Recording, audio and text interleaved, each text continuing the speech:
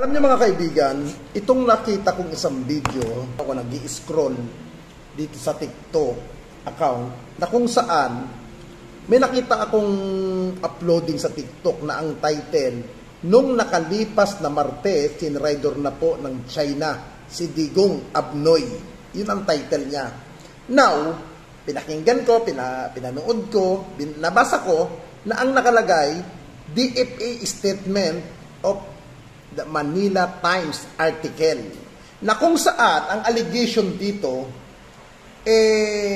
binenta na daw di umano ni dating Pangulong Rodrigo Roa Duterte ang Ayungin Island.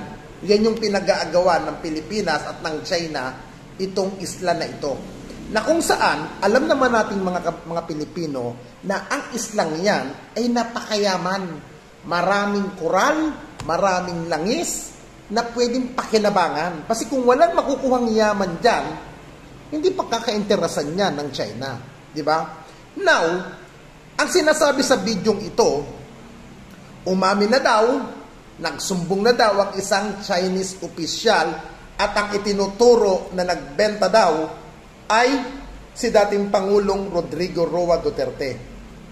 Mga kaibigan, dapat ang gawin ng ating pamahalaan, imbestigahan ito. Yan ang dapat gawin ng mga senador, congressman. Bakit nagkaroon ng isang kasunduan ang China at ang dating pamamalakad at dating pamamahala ni Pangulong Rodrigo Roa Duterte nang magkaalaman kung gaano ba ito katotoo ng mga allegation na to ay ibinenta na daw ni dating Pangulong Duterte? Yan ang pinaka-the best. Kasi ang nakakatawa dito mga kababayan, ang ating Vice President na si Sara Duterte, nung mulang binubumba ng mga tubig ang ating Philippine Coast Guard, wala po tayong narinig na pagkundina sa ating Vice President na si Sara Duterte. Ang ating Vice President ay ang tatay niya dati, ang dating namumuno. Now mga kaibigan, wala tayong kaalam-alam na tayong mga Pilipino ay ibinebenta na pala sa bansang China.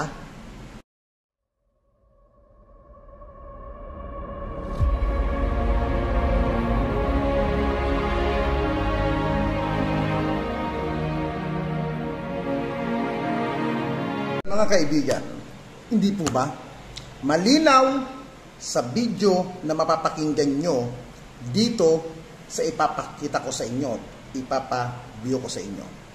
Dapat imbestigahan ito ng Senado or ng Kongreso. Kung tunay tayong nagmamalasakit sa ating bansa, dapat natin itong kundinahin ang ginawa ni dating Pangulong Duterte. Kita nyo nga, nagsasalita si Harry Roque, nadudulas sa sobrang kadaldala ni dating presidential spokesperson Harry Roque.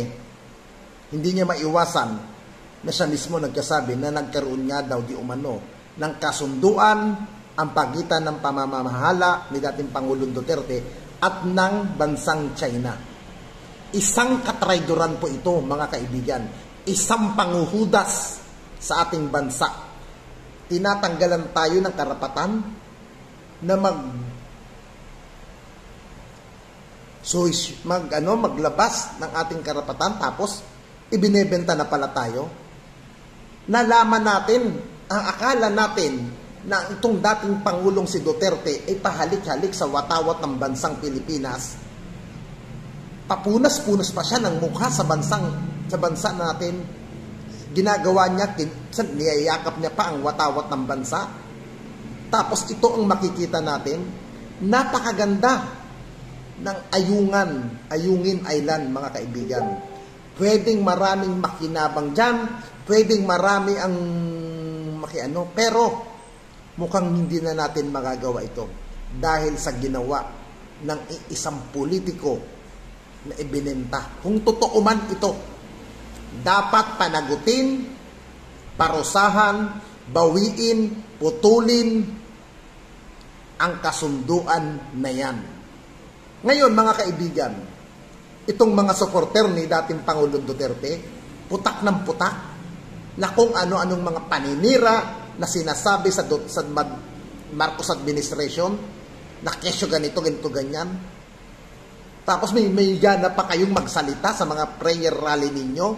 Pilipinas is not for sale. Putang ina. Pilipinas not for sale, pero ang ginawa ninyo, ibinenta ninyo ang island ng Ayungin. Mga buwisit kayo.